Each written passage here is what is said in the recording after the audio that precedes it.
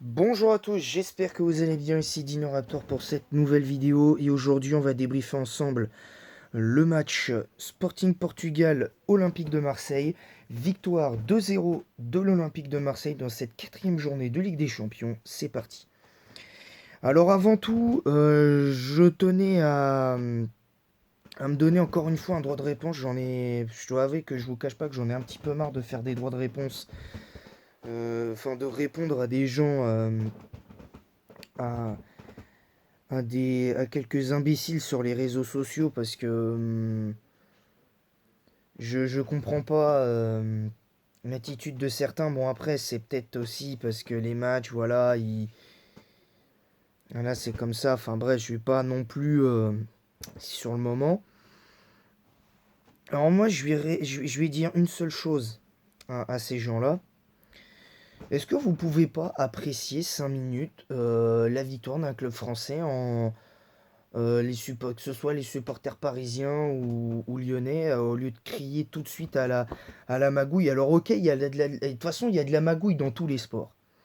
Mais est-ce que là, pour le coup, qui peut me dire, là, aujourd'hui, s'il y a eu magouille sur le match d'hier? Non.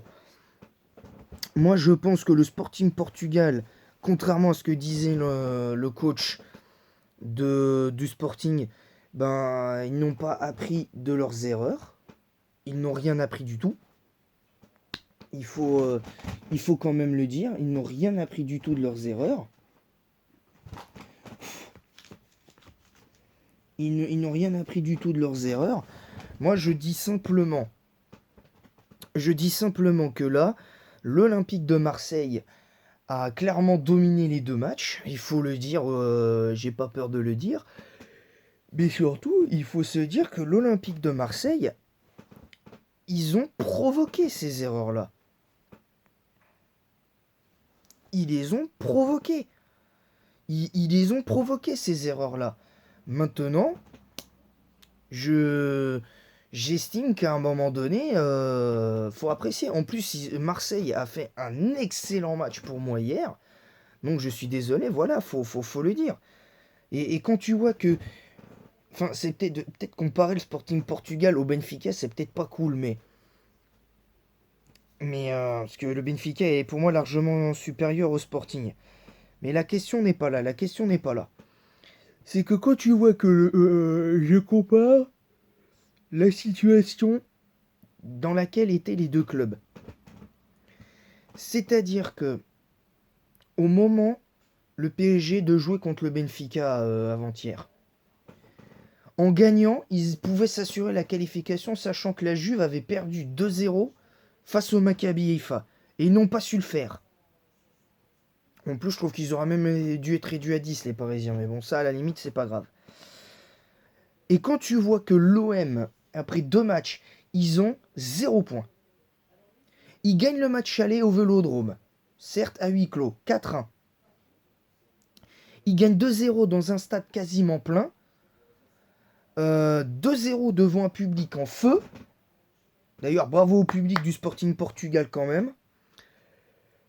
Euh, il- le Sporting, sur les deux matchs, n'ont pas su garder leur nerf et n'ont pas résisté à la pression.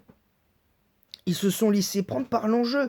Parce qu'ils savaient qu'en gagnant le Sporting Portugal, en prenant un 3 points face à l'OM, bah là, ça condamnait quasiment l'OM. Parce qu'en sachant que Tottenham aurait eu 7 points et l'OM serait resté du coup dernier du classement, il serait resté dernier. Donc, là est toute la question euh, aujourd'hui. Là est toute la question. Maintenant,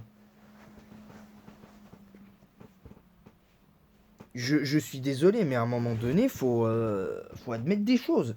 Qu'on soit supporter parisien, lyonnais, bordelais, stéphanois ou quoi que ce soit, faut admettre que l'Olympique de Marseille a totalement relancé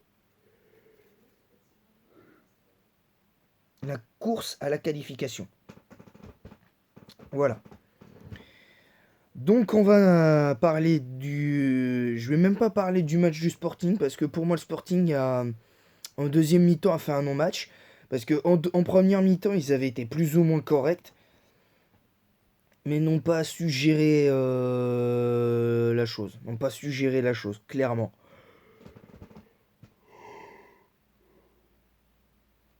Donc voilà. Paul Lopez dans les buts. Alors, Paul Lopez dans les buts, pour moi, 6 sur 10 parce qu'il a rien eu à faire du match. Les deux trois frappes cadrées qu'il a eu à capter, ben, c'est des frappes.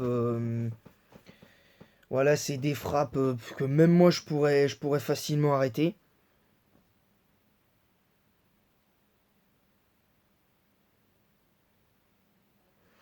Donc voilà. La défense assez solide. Je baille encore un peu, j'ai bien dormi, mais j'ai regardé le débrief de l'équipe du soir, donc un peu normal que je baille. Bref, tout ça pour dire que Balerdi 7 sur 10. Bailly, son carton jaune me fait enlever un point parce qu'après je l'ai trouvé un petit peu timoré, malgré qu'il était très solide. Sinon c'était 8 sur 10, donc pareil, ce sera 7 sur 10 pour lui. Et Mbemba pour moi 8 sur 10 dans cette défense. Nono Tavares un peu discret, je vais lui mettre 6 sur 10 parce qu'il a été un peu discret. Pareil pour Jonathan Klaus, je l'ai trouvé vraiment discret dans ce match-là, concrètement. Verretou Rougier.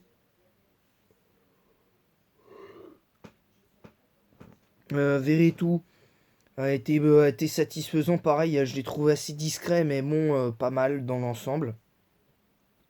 Euh, voilà, donc Verretou, 6 sur 10 aussi pour Verretou. Rongier, moyen, mais vraiment, moi, le seul que j'ai pas aimé, c'est le match de Rongier. Je l'ai trouvé moyen, personnellement. Dans la récupération, dans le jeu de passe, je l'ai pas senti à l'aise. Je l'ai pas senti à l'aise. Donc Rongier, 5 sur 10. Guendouzi, 7 sur 10. Sinon, c'était 8. Encore une grosse activité de Guendouzi. Je trouve qu'il est meilleur à ce poste-là depuis quelques temps. Euh, Ensuite, Aminarit, pour moi, c'est l'homme du match. Parce que... pour moi, 9 sur 10 pour Harit. Parce que je suis désolé, mais il a pas marqué. Mais il délivre, il provoque un penalty. Il fait une passe décisive pour Alexis Sanchez.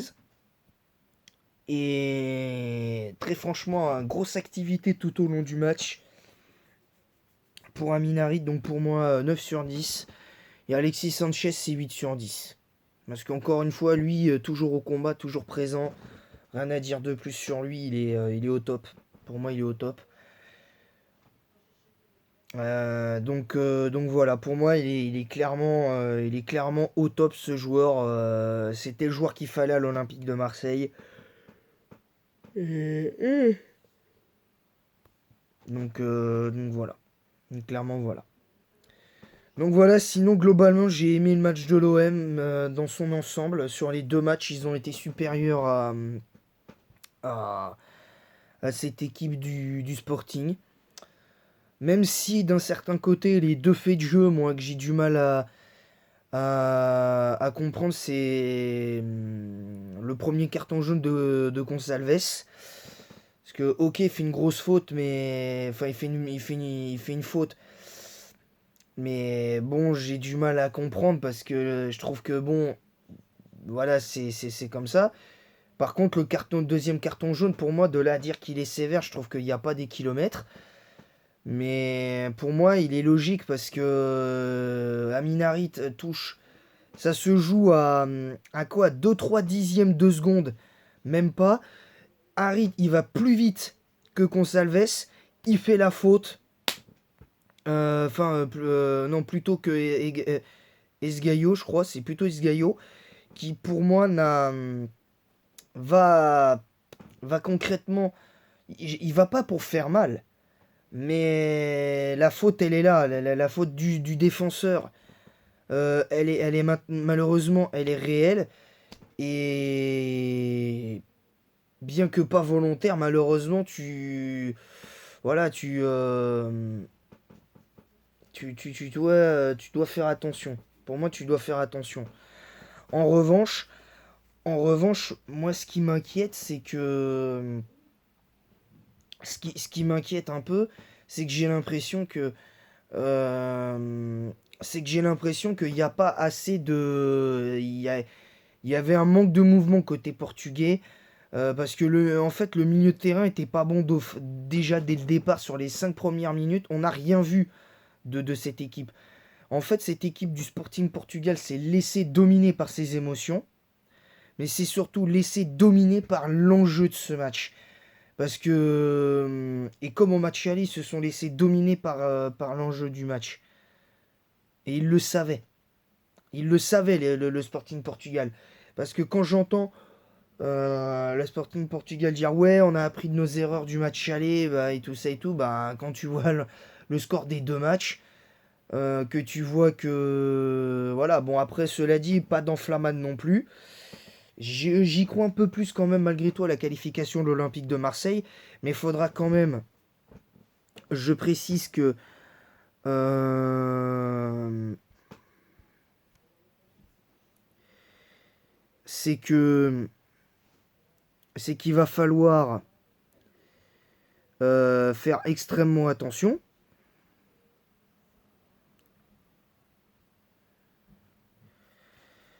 Va falloir faire extrêmement attention parce que ça reste une équipe qui est malgré tout de l'OM qui reste en délicatesse cette saison en Ligue des Champions. Faut quand même pas non plus l'oublier. Faut quand même pas non plus l'oublier et tout. Alors, sur le premier match, Marseille avait perdu 2-0 face à Tottenham, mais en faisant pour moi un match très encourageant de la première à la 90e minute. Contre Francfort, c'était pareil, c'était encourageant, mais il y avait un petit peu moins. C'était légèrement moins bien que face à Tottenham, mais il y avait du jeu. Il y avait du jeu. Contre le Sporting Portugal, j'avais été assez surpris parce que je dois avouer que quand tu regardes peut-être les 10-15 premières minutes, les 15 premières minutes de l'OM, même quand ils égalisent, tu te dis pas forcément, ouais, ils égalisent parce que voilà, il y a le pressing de Sanchez et tout, mais tu te dis pas forcément, tiens, ils vont aller chercher ils vont gagner. Tu te dis pas, ils vont gagner. Et puis finalement, ils vont chercher le match. Donc tu vois que là, c'est important.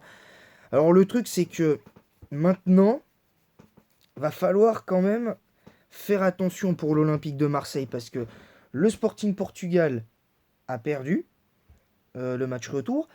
Et le prochain match du Sporting Portugal, c'est contre Tottenham. Et Tottenham vient de gagner difficilement 3-2 face à l'Eintracht Francfort. Donc en sachant que Tottenham est du coup le nouveau leader du groupe, Marseille devient le dauphin de Tottenham dans cette poule. Donc si Marseille venait, et je l'espère, gagner contre l'Eintracht Francfort chez eux, bah ça ferait 9 points et temporairement, ils seraient donc techniquement leader et tout ça. Mais dans les faits, faudrait que de l'autre côté, faudrait que l'OM fasse, enfin, de l'autre côté pour l'OM, il faut que le Sporting Portugal et Tottenham ne gagnent pas. Faudrait que les deux fassent éventuellement match nul, ce qui ferait 8 points pour le Sporting, 8 points pardon, pour Tottenham et 7 points pour pour le Sporting. Ce qui fait qu'il y aurait un match à 3 pour la dernière journée, ce qui fait que le Sporting Portugal, en battant l'Eintracht Francfort, il serait à 10 points. Donc, du coup, si on fait ça, c'est temporairement devant l'OM. Et si l'OM ne prend ne serait-ce qu'un point face à Tottenham, l'OM est qualifié. En fait, là, sur les 2 derniers matchs, il n'y a pas de calcul à avoir techniquement. L'OM doit gagner impérativement les 2 derniers matchs de ce groupe. Ils doivent gagner les 2 derniers matchs. En revanche, si l'OM bat Francfort, ils prennent 3 points, c'est bien. Et que s'ils prennent un point chez eux face à Tottenham, ils prennent 4 points. Ils sont à 10 points. Et c'est vite fait.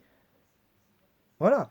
Donc techniquement, cette équipe de Marseille, elle va peut-être de nouveau avoir la pression, cette équipe de Marseille. Mais il va falloir par contre aussi qu'Igor Tudor, déjà pendant le Classico dimanche, va devoir trouver les mots. Et on dit, maintenant vous avez savouré, c'est très bien, et tout, c'est tout. Maintenant, on a un Classico à jouer contre le Paris Saint-Germain qu'il va falloir potentiellement absolument gagner pour peut-être passer devant, devant le Paris Saint-Germain, mais potentiellement devant Lorient. Donc c'est quand même intéressant, donc on verra. Donc ça va être très dur, Donc je pense que là, l'OM, ils doivent savourer. Maintenant, il faut décompresser et l'OM doit impérativement faire de bons résultats.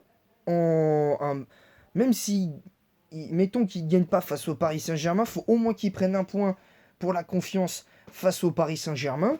Et après, derrière, tu te projettes un peu sur le match contre l'Eintracht Francfort en Ligue des Champions. Tu gagnes ce match et t'es tranquille. Parce que si Marseille pouvait faire ce qu'a fait Lille la saison dernière en Ligue des Champions, ce serait énorme. Franchement, ce serait énorme. Voilà, donc sur ce, je vous laisse. J'espère que ce débrief vous aura plu. Et en attendant la prochaine, je vous dis à bientôt.